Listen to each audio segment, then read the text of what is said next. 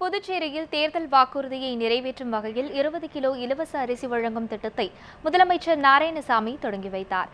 புதுச்சேரியில் நடந்து முடிந்த சட்டமன்ற தேர்தலில் திமுகவுடன் கூட்டணி அமைத்து காங்கிரஸ் பெரும்பான்மையுடன் வெற்றி பெற்றது. இதனைத் தொடர்ந்து முதலமைச்சராக பொறுப்பேற்ற நாராயணசாமி 20 கிலோ இலவச அரிசி வழங்கும் திட்டத்திற்கு முதல் கையெழுத்திட்டார். இன்று புதுச்சேரி அபிஷேகப்பாக்கத்தில் இலவச அரிசி வழங்கும் திட்டத்தை முதலமைச்சர் நாராயணசாமி தொடங்கி வைத்தார். பின்னர் செய்தியாளர்களிடம் பேசிய நாராயணசாமி, கிராமப் பகுதிகளில் உள்ள 55,000 வீடுகளிலும் கழிவறை கட்ட 120 கோடி ரூபாய் கேட்டு பிரதமருக்கு கடிதம் எழுதியுள்ளதாக தெரிவித்தார். இந்த திட்டத்திற்கான பணத்தை மத்திய அரசு உடனடியாக தரும் என தாம் நம்புவதாக தெரிவித்த அவர், நாட்டிலேயே முதல் சுகாதாரமான மாநிலமாக புதுச்சேரியை மாற்ற நடவடிக்கை எடுக்கப்படும் என்றும் தெரிவித்தார்.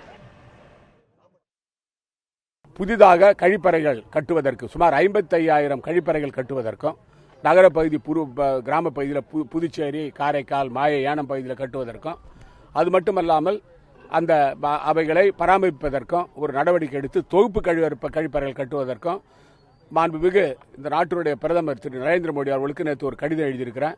மொத்தம் 120 கோடி ரூபாய் அந்த திட்டத்துக்கு தேவைப்படுது. பிரதமர் அவர்கள் முழுமையாக அந்த தொகையை கொடுப்பார் என்று நம்புகிறேன்.